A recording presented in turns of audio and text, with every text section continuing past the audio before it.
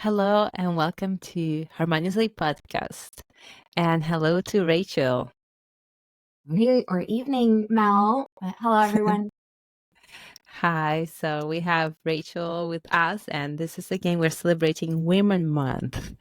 And we are going to talk about all subject topics about women. And I'm very interested, of course. But we'll start as always with an arrival practice.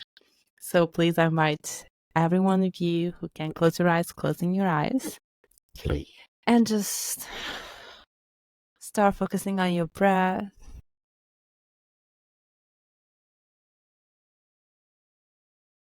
Just allow yourself to be arriving to this moment.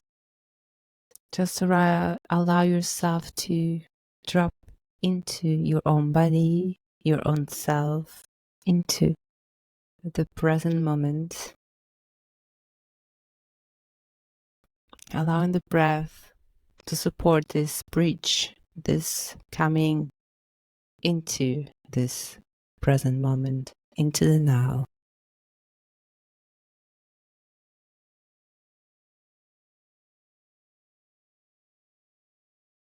And then slowly come back and open your eyes. All right. So now we are all ready to speak about women. So the last podcast we talked about a little bit about the iron, some deficiency that women may have. The menstrual cycle very quickly was more related about what kind of supplements we can have and so on. So if you're interested in that, please check that podcast. And in this podcast, we're going to talk again about more than, the menstrual cycle, but the menstrual cycle throughout women life, our lifespan. So there are all these different cycles we go through and much more. So let's start. Yeah. So there's so much to say, right, about all the ladies and like this complicated dance of all these hormones that we have throughout our reproductive years.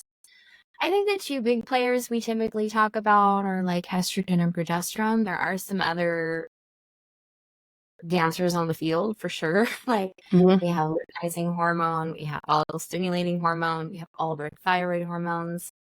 A lot of this is kind of organized or orchestrated by some of the ovaries. The ovaries will control some of this, and sometimes it's also the HPA axis. So our basically inner brain will help control some of this, the pituitary, etc. So a lot of this is governed by complex things that like we don't have a whole lot of control over. But if I were to say one thing that we had some control over, it would probably be stress. And stress can be a big disruptor for a lot of the hormone systems.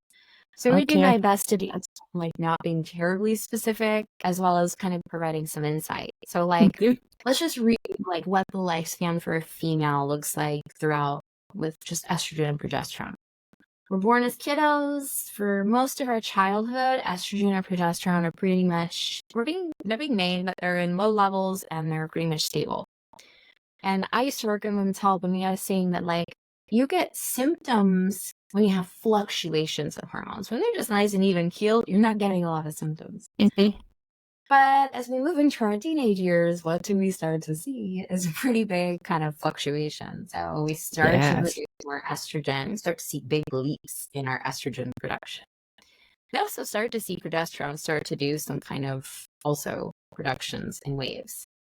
This will eventually give us kind of our menstrual cycles, right? Which are kind of formulated around a 28-day cycle for most of us. And we move into our reproductive years, right? Or we might become mothers, we might become career women, we might, be moving through our big bulk of middle life. And we start to see estrogen kind of doing smaller fluctuations and progesterone continuing to do these nice kind of fluctuations. Okay. Until we reach about my age, about 40-something, where we start to see perimenopause kicking in. Perimenopause is defined as the 10 years prior to menopause, generally speaking. And we start to see our hormones do some weird stuff again, where progesterone will start to be a little less kind of present, to start to slow down. And we start to see estrogen doing some big spiking. So we see some bigger disparity between these two dancers. And then we have menopause, which is typically it's a full year after our last menstrual cycle. And that's where we see estrogen start to completely drop off, progesterone goes off the map, and basically we've lost any kind of hormonal support. So these women, speaking, may need some hormonal support or other types of things to support them. But that's kind of a big view of like scan what's happening. And there are some very complicated dancers out there too, with thyroid and some other cortisol, etc. But if we were to like break it down into some of the biggest issues we face in each of those time periods, like I think for our adolescence, right? I think as ladies, we all remember going through our teenage years. It was a little bit more emotional, maybe. We start to have our first cycles. They might be a little bit more unpredictable. I think for the most part, yes, it's a challenging time period, but it makes sense because there's a lot of really kind of new players on the scene of hormones really doing what they should be doing. Well, I have two adult children, but they were teenage girls. And I remember acne being one of the things that like we talked about all the time. Yeah. A really common symptom in adolescence. Some of this is just these newfound hormones not quite having found their baselines, their middle zones. So we do have some more drastic kind of hormone cycling. And in the case of acne, which one is the most, which of the estrogen or progesterone are higher or more like not doing, let's say, not being balanced? Well, it's that estrogen's kind of come on scene and is actually a bit higher, but it's not balanced well by progesterone. So it's really the dance of both. Progesterone hasn't quite figured it out yet. Progesterone is often what we think could be one of the culprits for some of the acne. But I think it's so much deeper than that. A lot of this is too, like if you think about what you ate as a teenager, it's not always the most nutritious diet. It might be a little more sugar forward. This can also be some of our hormones are dictating that. So we really think about like the gut brain. So we want to have like reduction in sugars. That definitely helps. That age old like chocolate causes acne isn't necessarily true, but we do see like when our gut gets disrupted and we don't have good probiotics and we don't have good digestion, it definitely impacts. Like toxins are going to come out of your body somewhere. So kind of a really processed diet. We're eating fast and on the run and sugar forward. We're going to see that show up in our skin. It makes sense.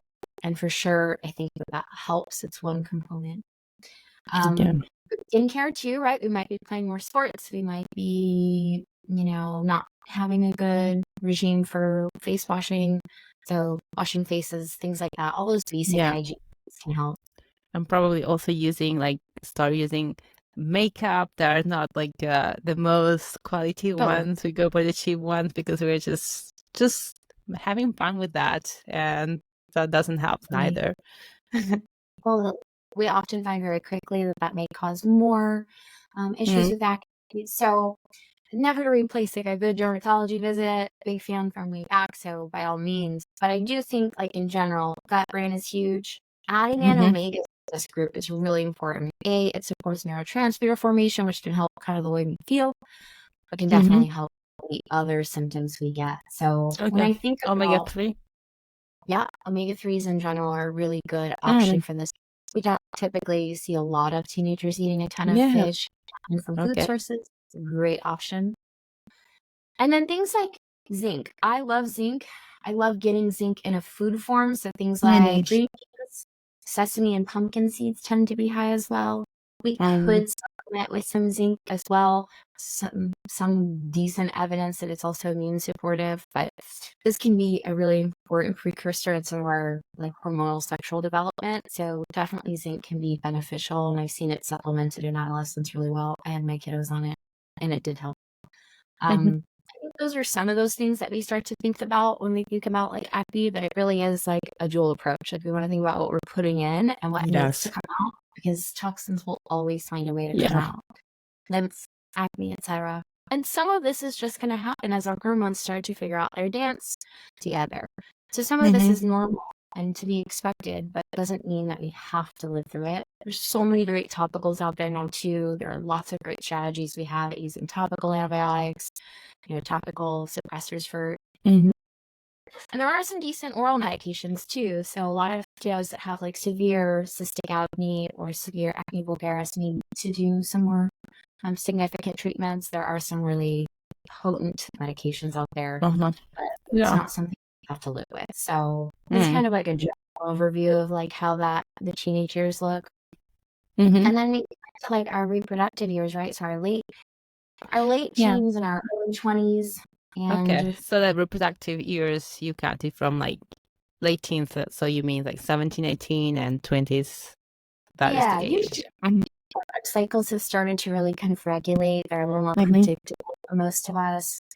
And keeping in mind, everybody has a 28-day cycle. Sometimes there are some of us that I've always had 29 or 31-day cycles. That doesn't necessarily mean there's something wrong. In general, in medicine, we always recommend if you have significantly more lengthy cycles, so over 35 days, with significantly shorter cycles, where you're having cycles every 21 to 25 days, it's worth investigating. It's worth following up with like a provider. There could be something else going on here. Something deep in the hormones, something else with thyroid. So definitely getting some of those irregularities out. But as we move into this reproductive cycle, now we've got some hormones that are really dancing well. Like they know what they're up to. They're kind of out of a balance. We still got estrogen kind of moving one way and progesterone moving the other. So if we were just for the purposes of education to talk about like a 28-day cycle, day 1 is always the first day of your cycle. So the first day of bleeding. So this is where our period begins. Most cycles will last somewhere between 5 to 10 days.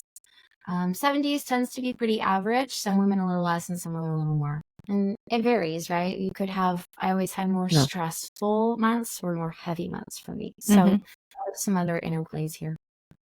And what I we also see, notice maybe that's related with the hormones, but like I notice if I am a little bit, let's say, I mean, if my weight is a little higher, I have more PMS, more cramps, more symptoms and everything. And if I am more lean, so I have little bit, I fluctuate very little, so I don't, but still if I'm more on the lean side, I almost have no symptoms and just my period just comes. So is that related to the hormones and how the hormones works? Definitely. And we think that there's some benefit and some disadvantages to being heavier. Like when we're storing more fat tissue, we actually store estradiol or estrogen in our fat tissue. It actually goes there and hangs out. So women that are moving through like menopause sometimes have an easier time moving through menopause when they have extra weight on, which may be kind of one of the evolutionary type things that could be happening there. So we have more estrogen available. It's released by our fat cells. Unfortunately, for those that are leaner, they might have a little bit more struggle because there isn't as much estrogen available. So you could have some lower estrogen symptoms. So that could be definitely what's going on for you. And we do see girls that fluctuate a little throughout cycling. So progesterone kind of creeps up right before our cycle. And a lot of us will hold on to a little bit more water. It is kind of a water retainer. And then we start to kind of have this diuretic effect once our cycle begins. So the hormones start to level off. So we have a little release. So there's definitely some hormone interplay there. So the first couple days is our actual bleeding cycles. Then we move into like a proliferative phase. This is all part of that follicular phase. This is just basically moving to ovulation. Your body convinced it will get pregnant every month. So it does the same thing every month to try to procreate. And unfortunately, we're only going to use that a few times in our life cycle to try to, for some of us never, to want to get pregnant or become, with child. Ovulation is really what these hormones are up to the first half of our cycle. We're all preparing to just release this beautifully rich, ripe egg from the ovary, which should happen by some chemical signals around day 12 to 14. So mid-cycle. A lot of women will have interesting symptoms around this time of the month. Some women just feel very beautiful, very very social. Some of this is that evolutionary kind of underlying biology to want to procreate. Other women actually have some pain with ovulation. So we actually call it metal Schmerz pain. It's a pain that can happen as the egg is released. So some women How do you call it? Metal Schmerz pain. I think it was named after the physician that Oh, determined. okay. But yeah, Yeah. so you get ovulatory pain, like they'll notice when they're releasing egg, they actually may get some What significant kind pain. of pain does it feel? It's How does actually it? like cramping pains, and they can feel Ah, it. It can be unilateral, so one side more so than the other, as they, obviously ah. ovulate on both sides for most of us. But it can be a significant pain. Some women that get mid-sticular pain actually are getting this menstrual pain or this kind of Ah. ovulatory That's so pain. interesting. I Mhm. think I do have those, but I never heard this before. And I even go check and everything was fine. So yeah, okay, it makes total sense. So I'm Yeah, probably not the only one who doesn't know about it and have that. Okay. yeah, it's not terribly common, but it is enough that I've seen it a million times. So Yeah. it Yeah. does happen, Okay. and a lot of girls will get it intermittently. Like they may not get it with every cycle, Mm-hmm. some of them. So Okay. worth mentioning. And when Yeah. we ovulation, we see right before it this big increase in estrogen, which is sometimes I used to think of estrogen as like our pretty hormone. It's like what makes us more kind of social and more symmetrical appearing, and our pheromones change a little bit. But that's on Mm. purpose. It's like procreate, make babies. So it's just biology. And then after we ovulate, so say we do have a successful ovulation and we do not have pregnancy occur, all the hormones start to go, okay, well, we didn't make it this time. So now we need to, because what your body has done is grown this beautiful, rich garden in the uterus, right? So Mm. prepare for the baby that's going to come every month, but it doesn't show up. So what it ultimately has to do is now shed this garden. So now there's a new chemical player and we move into the luteal phase, which is that second half of the cycle. And progesterone will start to creep up. So as progesterone starts to creep up, it hits kind of a peak right before our cycle and then starts to taper off and we start bleeding. Mm. So there's a lot of other hormones that are playing here. So we have obviously our luteinizing hormone, we have FSH, we have a couple of other players, but generally speaking, estrogen and progesterone are kind of ones just for the purposes of this that we'll kind of focus on. Mm-hmm. Progesterone is right before our cycle is increasing. So a lot of girls before their cycle are going to get, if they may be inclined to, more PMS symptoms. This is also where we see symptoms of PMDD or premenstrual dysphoric disorder, which is one of our more unique symptoms that some girls will get, where it's more than PMS, it's like PMS on steroids, but Mm-hmm. more, it's more rage oriented, it's more irritable, it's a very intense couple of days for these girls that feel, and it's really hormonally driven. It's really that they're Okay.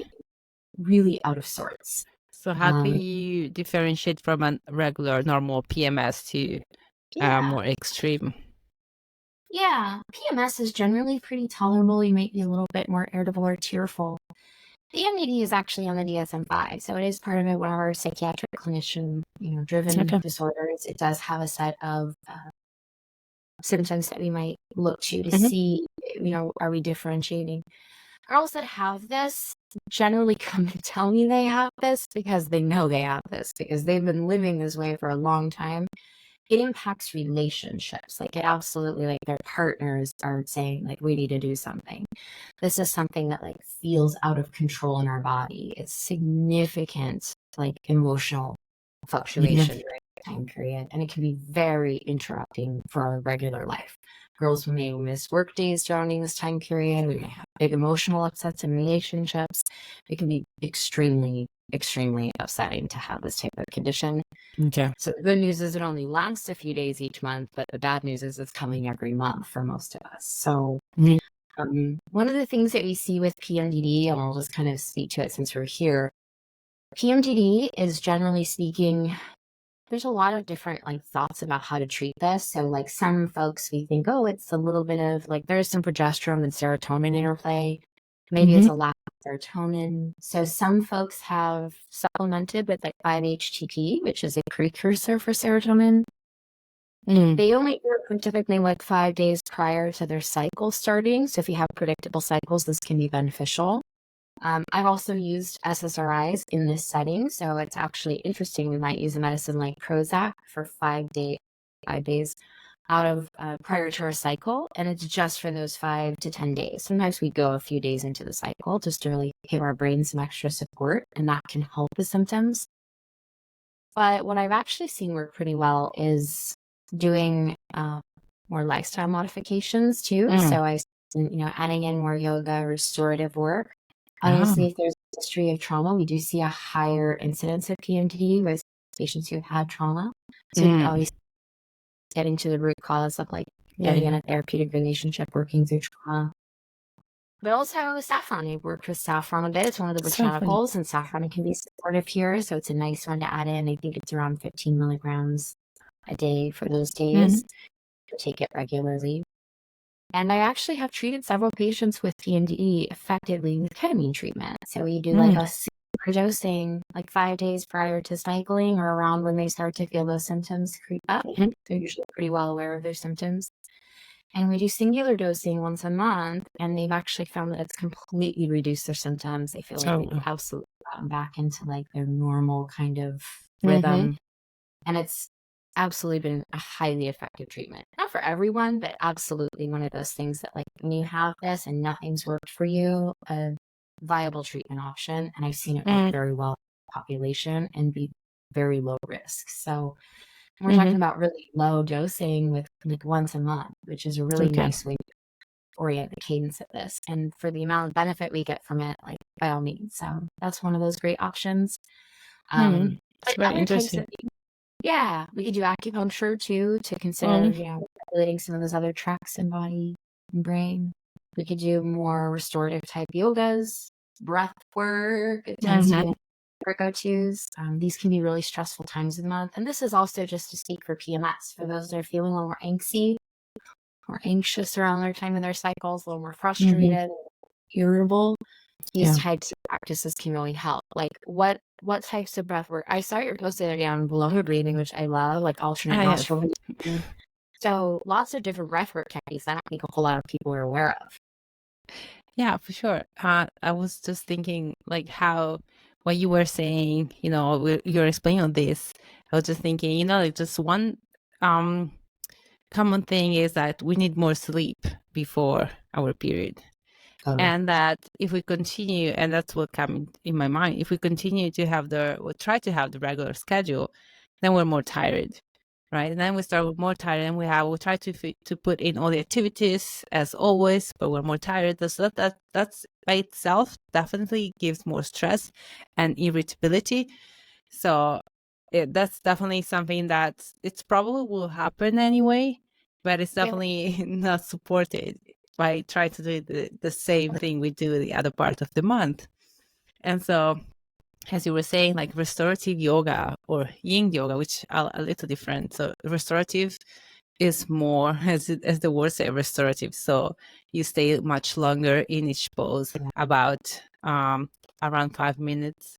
And you use bolster, which are cushions, and other props that support all the relaxation. And the pose, the asana, is supported 100%. While the yin yoga that is being created, I think been around about one century, something like that. So it's pretty new. And it's still more relaxed yoga, and it's still the poses are supported or you stay in the poses for longer than any other, Hatha yoga, Vinyasa for sure, and Ashtanga and so on. But you stay in each pose, still longer. You are helped by gravity to extend, but you still do a little bit of work. So you still try to do more stretching and somehow work your muscles in a more gentle way, while restorative is 100% just supported.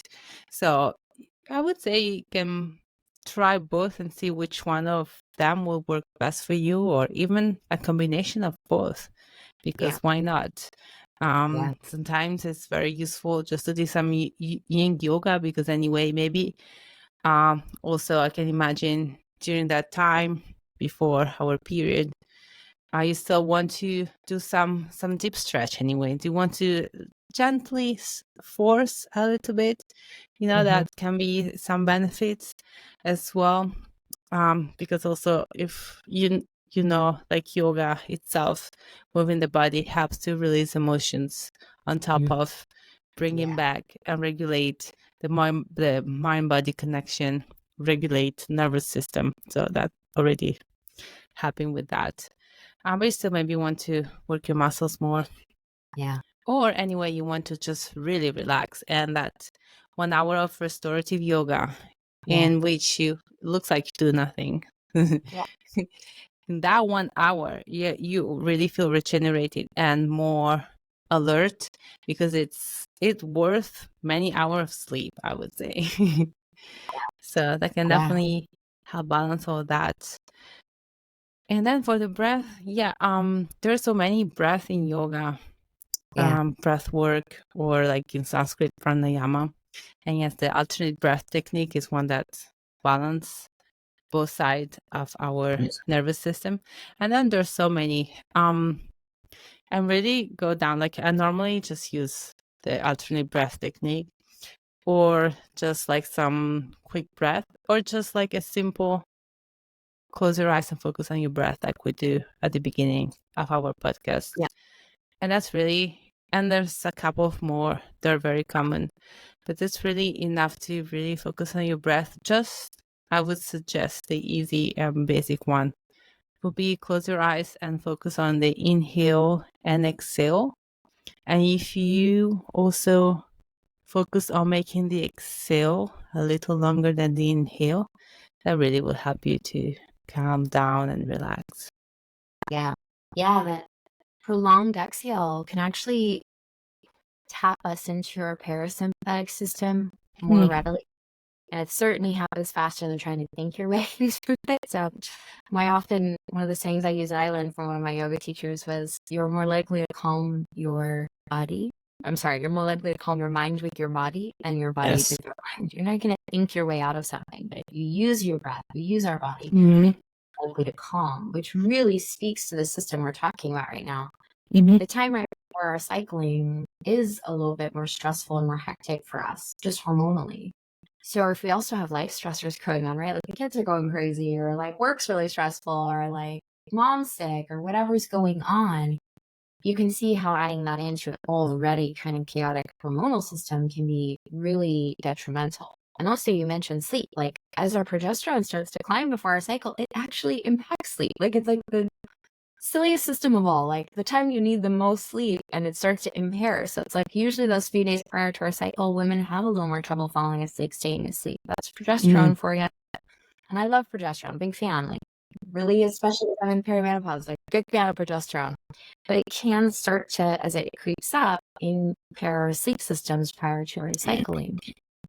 So if we're saying, like, who doesn't want to feel supported, right? Especially as a lady out there in her reproductive years and all this chaos going on inside and all this chaos in the world, feeling supported through like restorative yoga or yin yoga, like in any form of support, like I think that's something we all need to call to. Like, we often have struggle, especially in Western cultures, of like reaching out for support or asking help, even in the way we do things for ourselves. So this is a really important, I think, kind of filler.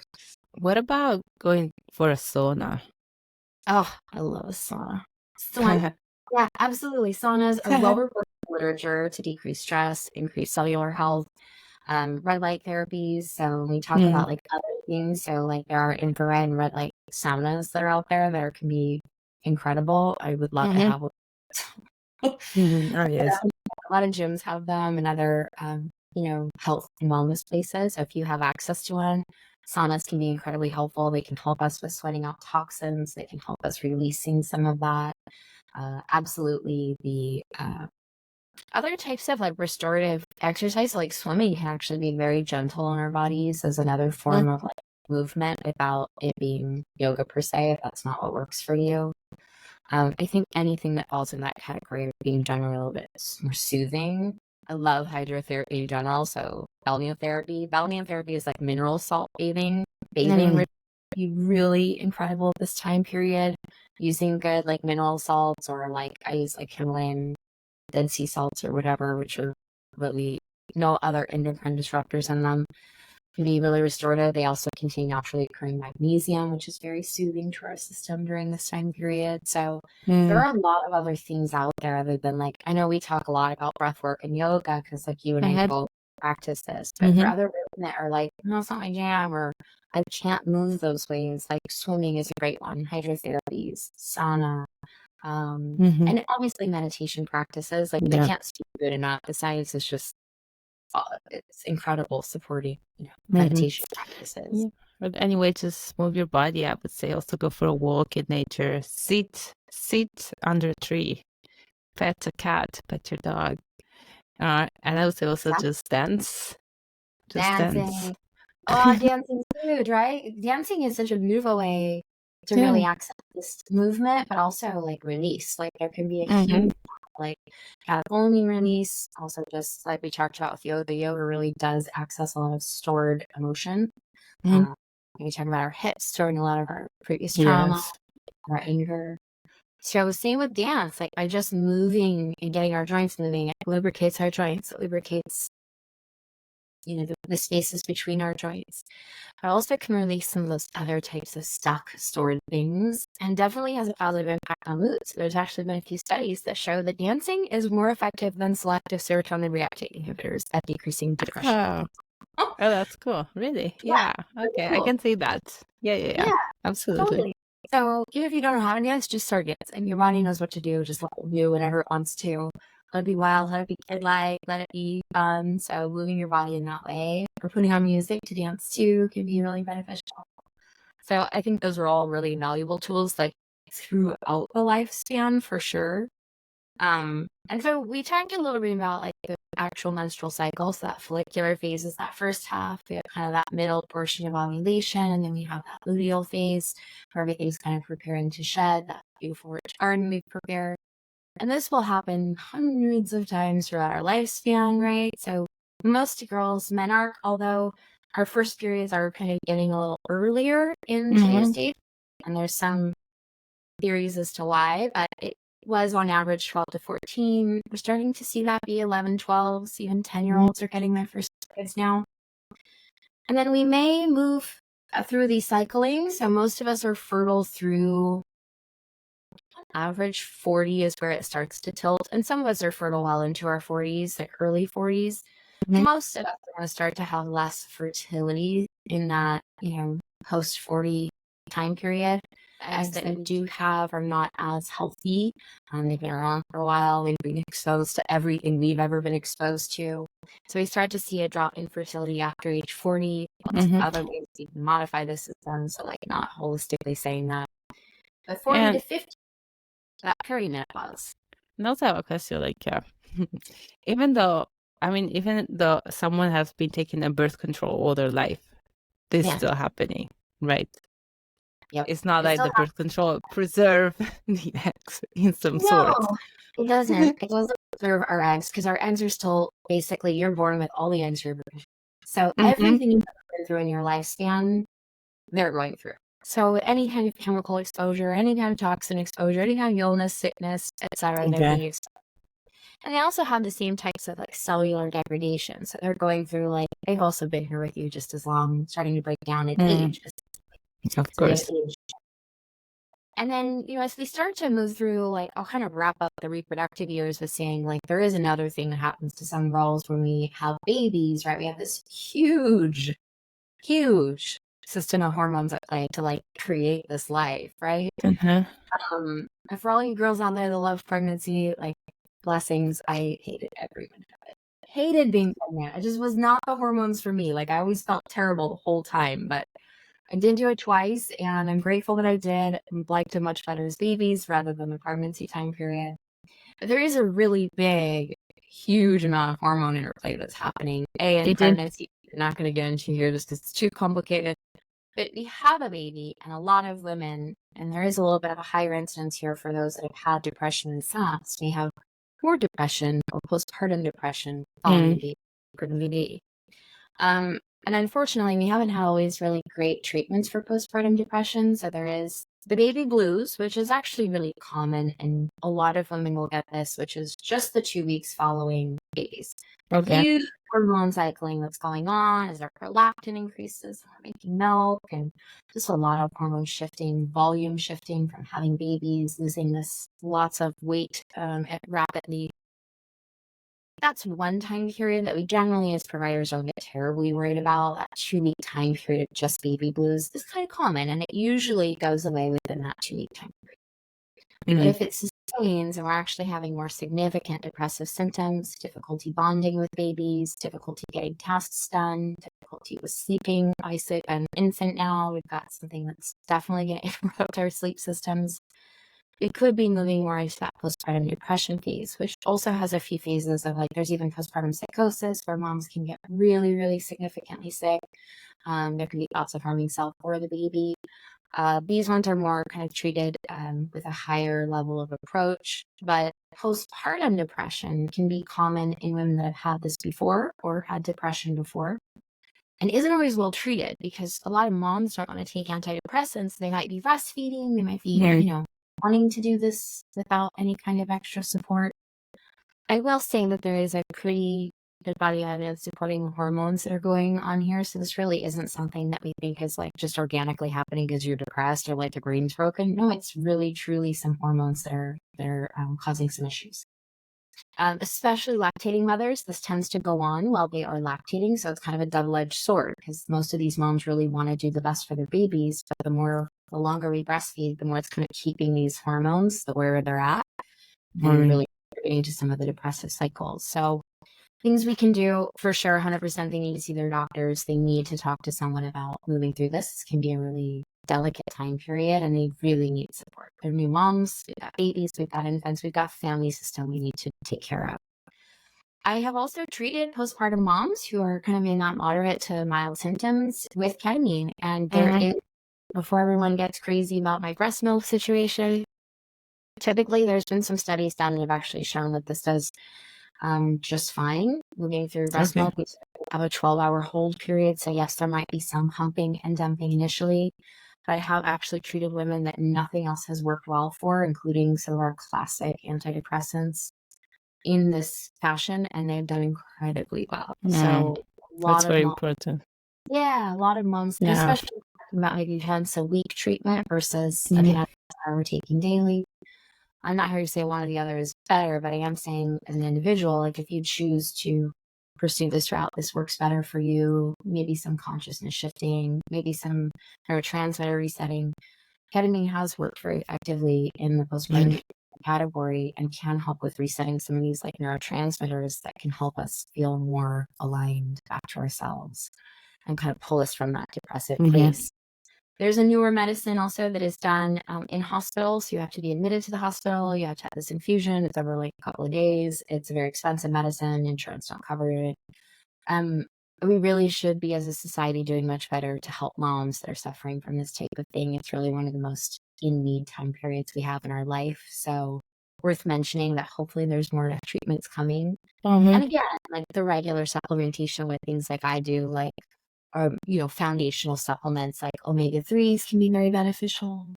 Vitamin C can actually be very beneficial in some of our hormone support.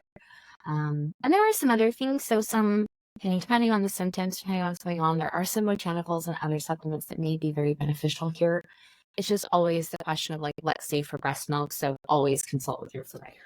What's going on there? Sure, we're not getting baby anything we don't want to.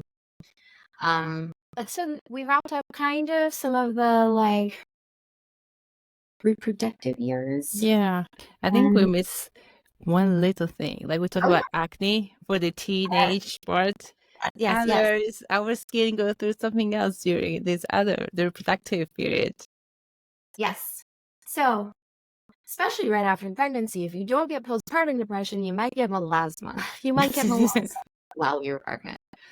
You might get melasma anyways. So melasma is also known as the mask of pregnancy because we do see it quite often in pregnancy. It's essentially a dark coloration that comes across. It can be cheeks, it can be sides of cheeks, it can be forehead, it can be basically all over the face. The difference is we always want to differentiate this type of discoloration from like true lupus type testing. So there is some slight differences there because we sometimes think autoimmune. This one is usually a darker or hyperpigmentation. So we get basically hyperpigmentation across the facial landmarks. It's super upsetting for girls. I had this. I think Mel's shared this. She's experienced some of this.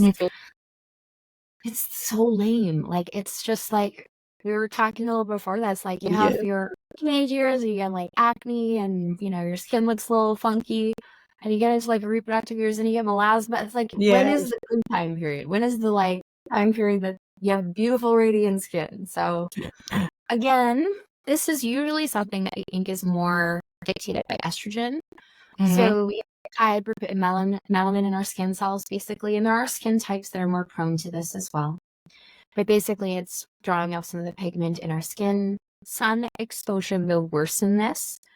A little more on how I feel about SPF, but using sun protection of some kind is generally warranted, making sure we don't have too much UV radiation. And you go outside, you've got UV radiation, you're inside, you have UV radiation. So there is some sun aspect to this and radiation aspect to this. A lot of this is really dictated through estrogen. So some girls that are on birth control for a long period, well, we can get this because estrogen we're not eliminating estrogen effectively. So it's building up in our system. We can get this hyperpigmentation response. We can get it being pregnant. We can get it in postpartum. You don't really anywhere throughout the reproductive lifespan. So what do you do about this? Well, the good news is, since I first started dealing with melasma, there are better treatments today. They are more available. I really take kind of a dietary approach. So we do want to make sure we're getting good gut health. That's important. We want to make sure our body can eliminate estrogen. Because if we're just suppressing the melanin in our cells and our body's still building up estrogen, we're never really going to solve the problem. So we want to support our detox pathways. We want to support our liver functioning, making sure that everything else there is normal. We want to support our gut health so that we can move through. We do eliminate portions of estrogen through our GI system. So that system is important to be attentive to. So like, what can you actually do? So there is a oral pill known as tranexamic acid, which we also use for heavy bleeding. It has shown to be very effective at limiting melanin deposits in our skin. So it can reduce current melasma and also prevent some of the new melasma that may come up. There is also some really, really good topical products out there now that didn't exist prior. So we do use, there is a couple of compounded creams that I have used personally. There's a company called Muesli. I have no affiliation with them. I don't get any money from them. I don't know them, but I will say they make some really wonderfully compounded by board-certified dermatologists creams that contain several different types of known substances to reduce melasma, and they have excellent results. They can use tranexamic acid topically, azelaic acid, and then use a hydroquinone type cream, which has some risk factors to it, but generally is well tolerated, and there's different percentages. So like 4% is one of our prescription. They can use up to 10%, which can be very effective at reducing melasma. There are lots of other derm treatments, so like IPLs, and I had chemical peels and all the things, and nothing has worked as well as some of these topical creams that we now have available. Not all of this is safe during pregnancy or lactation, so always consult to make sure that's if you're trying to do this right after having a baby. But if you're in other time periods in your reproductive age, generally these things are safe. We really want to make sure we're taking, again, that dual approach. We want to help our body clear our excess hormones because that's what causes this. We want to avoid new sources of it, so sunlight, good protection. And or sometimes changing birth controls can help if this is like a birth control issue, but also making sure that we have some good treatment options. So tranexamic acid orally, or alternatively, there's some excellent topical creams now that are out there that can be way more effective than we've seen in the past. There used to be like zero treatment for this, and it was super fresh for most girls that got this. It was like, oh, you just have hormones, so just live with it. But it can be very, very like disconcerting to like self-image. When we see ourselves, it can be very, very hyperpigmented. So we can have very large patches of discoloration on our face. And then we're wearing more makeup to cover it up, or we're, whatever. So that can always cause some other skin issues. But I think that's a big one that we see, throughout the reproductive lifespan. And a lot of girls struggle here. Absolutely. Yeah. Thank you for all these tips.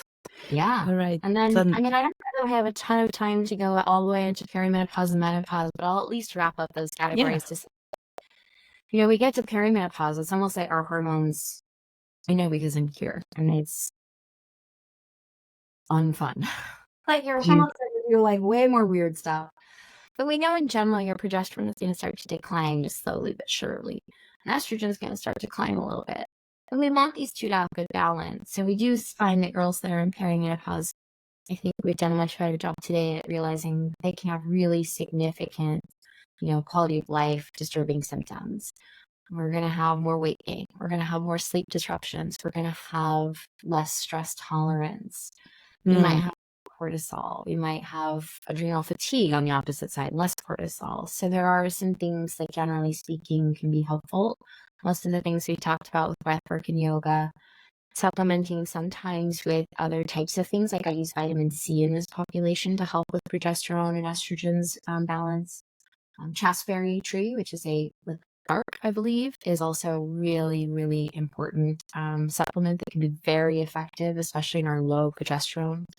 I also sometimes use micronized or like bioidentical hormone therapies for these women and actually put you on cyclical progesterone to help just kind of go through this time period. There's a ton of really great options here depending on what our primary symptoms are, like either decreasing our stressors and our cortisol, or helping our body respond to stress, or maybe it's working through the estrogen or progesterone symptom. But my takeaway message here is that girls that are going through perimenopause is super real. Your symptoms are valid. And if your physician is not listening to you, you need to find a physician who will listen to you, because it's a very real thing to go through. And this is a huge portion of our life. Most of us are career women, we're supporting families, we might have teenagers. It's a really important time period to be able to feel your best, and your hormones are fighting against you. It can feel kind of like a betrayal of your body. It's worked for you for so long, you knew what it was doing, and now it's like off the rails. And that's often how I feel. So I do encourage girls to really validate, like, this is a real thing and it's treatable. And there are physicians out there who are treating this. There are providers out there who will listen and absolutely find a program that makes sense. And same with menopause, because as we move into menopause, our body's just stopped producing most of these types of hormones. And I think we've kind of come back around more recently into supporting like bioidentical hormone therapies and hormone therapies in general, being really supportive for girls. But also there are other things, sometimes we also may have more anxiety, more depression, more stress at this part of our life. So managing these stressors can look different as it might have when we were 20 or 15. So it's worth finding these things that have worked for us, and that maybe even new things that might work for us, because these are very significant time periods in female reproductive life, and they need support, and they need knowledgeable providers, and they need people that can help guide the path, because it doesn't have to be miserable. And the studies have reported time and time again, living through some of the perimenopause and menopausal time periods can be some of the most stressful for women. And it's often because there wasn't really anything to do about it. We were like, well, just get through it. So today, I think we've finally taken a little bit more of a different approach to support these. It's also like a very well, I was doing retreat. Like for many women, it was really not only the hormones, the physical part, but I don't know, I don't want to say the mental part, but like the overall, like saying goodbye to a part of your life, accepting that there's something that is over, that is like, I cannot make baby anymore. Or like maybe some women, I met even women that already have kids. So it was not a fact of not having kids or having kids. It's just like a sort of probably your body itself, and that's what your body communicates to you, is like saying goodbye to something, like we go through this sort of mourning death each time of our cycle. So I can now imagine when you go through the death of like, oh, okay, the whole idea of cycle is over. And not to mention the ones that didn't have kids, and probably now there's no more of that option, and that probably that adds an extra reflection, an extra goodbye, an extra mourning. It's a huge part of our identity to say goodbye to our fertility, even the possibility of it, because we spend such a large portion of our life in it. So it is a huge part of how girls have lots of, interventions where they've needed hysterectomies and had to say goodbye to this sooner than they'd like to. And it can be a very emotionally charged time period. It is a huge part of our identity. It is a huge part of who we are as women, our purpose, our role, our function. Even if we've chosen not to have children, it's not necessarily the actual biological legacy, but there is something about this that's very for a lot of us, and it is tied to who we are as women. So I think there is a process that's like, in some other types of traditions, like the mother maiden crown, right? Like there's the maiden who comes first, who's not quite in her reproductive years. There's the mother who comes as, it's just basically framing these chapters of our life in the crown, who is now the wise one, or the matriarch of the families, or the ones that is go to for wisdom and support. So there are important roles throughout all of this, and I think that's part of it, is we have to understand each of these time periods are set up to be full of their own strengths and full of their own wisdoms and learning opportunities. And it's really about us as women, I think, learning to support each other, as our male counterparts learning to support us in our unique kind of journey, and us and theirs. We have different hormone cycles. I think part of that is just coming together, in community and tribe, right? To also be able to support each other, support our friends, our aunts, our sisters, our mothers, our grandmothers, etc., our daughters, as we move through these changes in life, because essentially they happen to all of us, and they happen in different ways, but they happen to all of us throughout our lifespan. And there are so many better ways now that we have to support each other. We have incredible supplements. We have incredible ancient medicines that we use, Chinese medicines, etc., that are available to support so many of the, kind of worrisome or troubling symptoms here.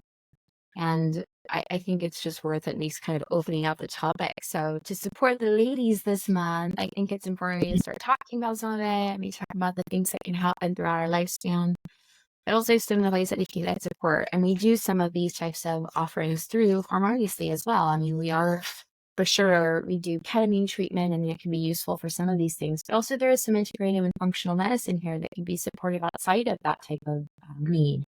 So there are other ways that we can get the support, hopefully through some of the other, coaching, psychotherapy services, as well as like nutritional support, because I think there's no one thing that's going to fix all of us, right? So it's about the right recipe for each of us, which I think you and I talk about a lot.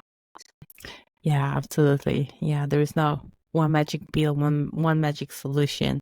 It's always a systemic approach and individualized to the person, for sure. Yeah, exactly. And like that study of you and like what works well for you. And I found that even in my 44 years of life, like what used to work doesn't work as well for me now. And like sometimes I have to find new things, access to help me, or something different. So that may change our lifespan. Yeah, and as you said, like when you were talking about the last phase, that is also the archetypal of the wise woman. I was also thinking, like traditionally in India, for example, they used to have kids and family, around the 20s up to the 40s, and the 40 was the age of the premenopause, and menopause was the time in which, but both men and women would just like, okay, now it's time for spiritual work. Yes. And so it's the time to dedicate to the divine, to the yoga, to the union, to the connection, to moving forward in life. Once, let's say, the nature has been taken care, which means like just the reproduction and all that. Even though right now it's a completely different world and we're not doing this, not even in India. But it's nice to remember that each phase has its own beauty and lessons and wisdom. And although I think it's important there is this mourning time also to mourn what has been before welcoming what will come. So, and we have all this phases. Yeah, those transition periods, right? They're worth kind of taking and spending a moment as we move through each of them. I think it's important for all of us. And then as we arrive in each, knowing that each comes with its own set of opportunities and even rebirths and births of different kinds, right? That it's not like it's like women have this incredible capacity for creating life throughout us. And I think that's play forward even into like our very last breaths, that we have this innate capacity for creating life. So it's this beautiful kind of energy that moves through us throughout our whole lifespan in different forms. Yeah, that's so beautiful.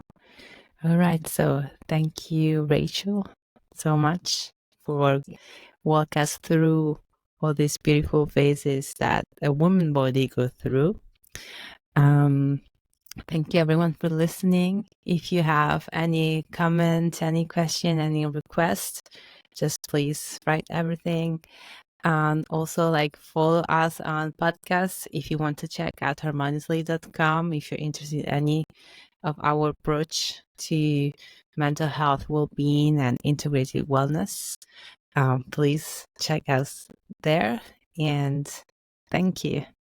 Yeah, thank you, everyone. So happy to support the ladies this month, support each other, take good care of each other, and know that we're always here too if you need a little extra support. And thank you, Mel. Cheers to you this month as well.